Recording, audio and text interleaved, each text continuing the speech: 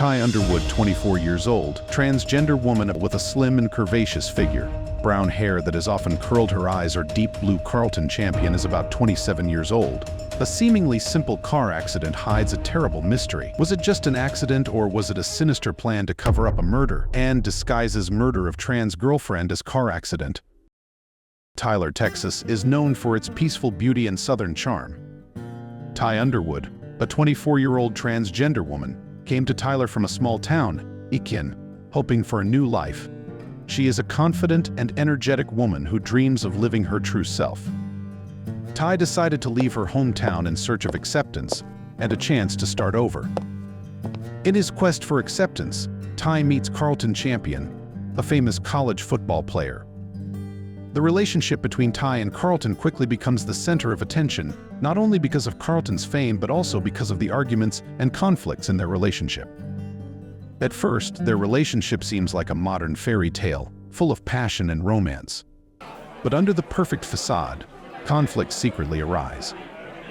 Ty and Carlton begin their relationship with high expectations and ideals. Ty, with his open heart and big dreams, trusts and loves Carlton with all his heart.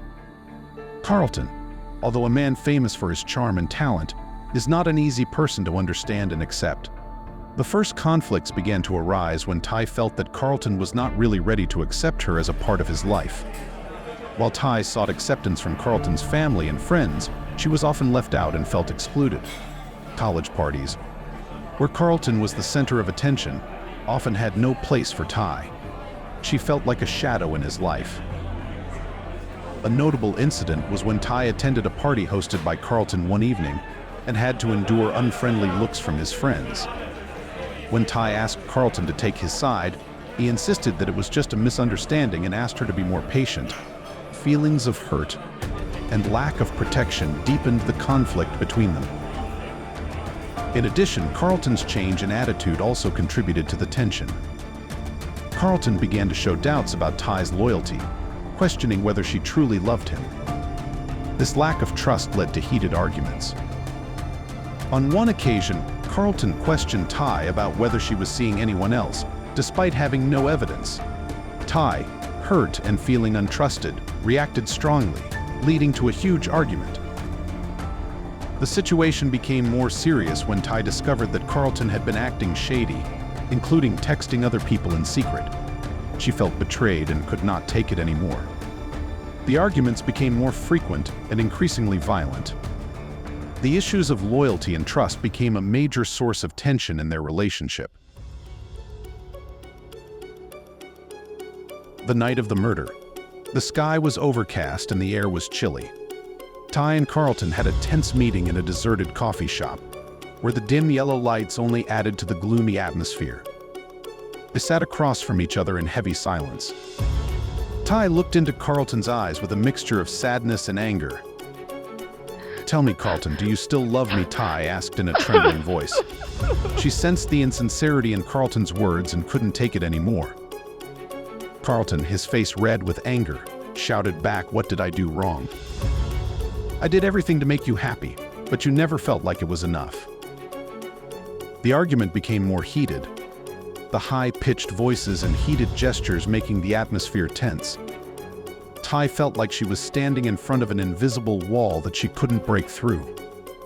She asked Carlton to prove his loyalty once again, but Carlton felt offended and could not control his emotions. The meeting ended in a heavy silence. Ty left the cafe and walked outside into the evening. She felt hurt and tired, her mind filled with thoughts about the relationship that had become a burden.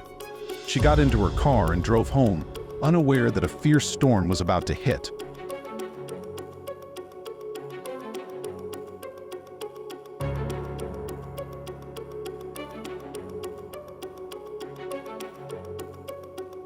Carlton decided to take action. He kept an eye on Ty from a distance, while she drove alone on the deserted road. Tension and a sense of unease filled the air. When Ty stopped at a deserted spot, Carlton silently approached her car. With a cold and ruthless manner, Carlton pulled out a small gun hidden under his jacket. He approached the passenger seat, where Ty had no idea of the approaching threat.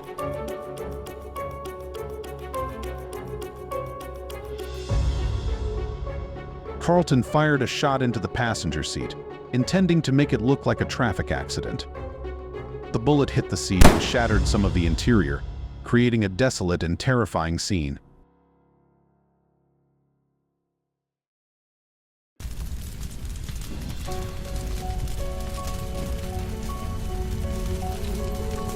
After committing the crime, Carlton did not stop there. He decided to move Ty's car to a remote area, away from the main road and with no one around. He carefully drove the car to a deserted place, near a small forest. Upon arrival, he crashed the car into a telephone pole, creating the appearance of a traffic accident.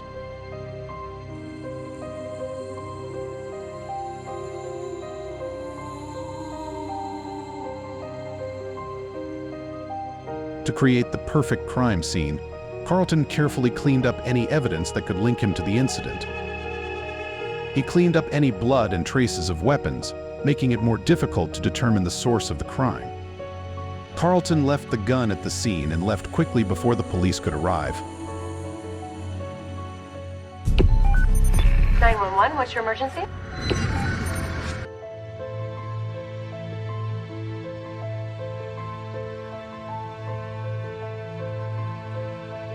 At approximately 2:36 a.m., an emergency call came in from a resident reporting a traffic accident. Police and rescue workers immediately arrived at the scene, where they found Ty's car crashed into a telephone pole. The interior of the car was stained with blood, and Ty was slumped in the driver's seat, lifeless. Detectives at the scene immediately sensed that this was no ordinary accident. Traces from the scene indicated human intervention. The bullet wound from the passenger seat into Ty indicated a deliberate attack. Police noticed the disturbance at the scene and unusual traces, which made them suspect that something was amiss.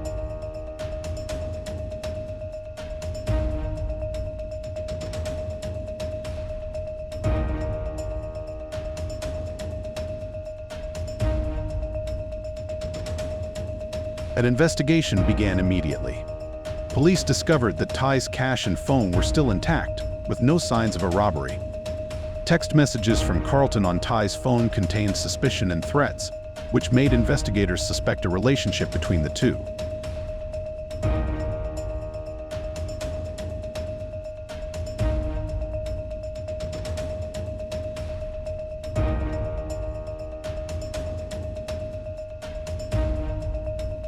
Surveillance footage from Carlton's dormitory showed that he had left his room at the time of the crime.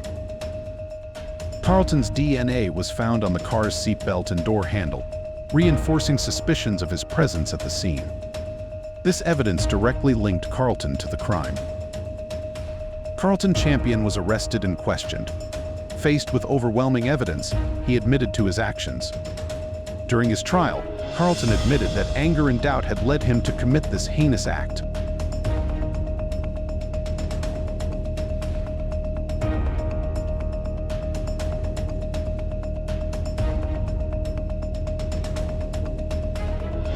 He was sentenced to life in prison for aggravated assault. The Ty Underwood case ended not only with a conviction, but also with a deep sense of loss for his family and community.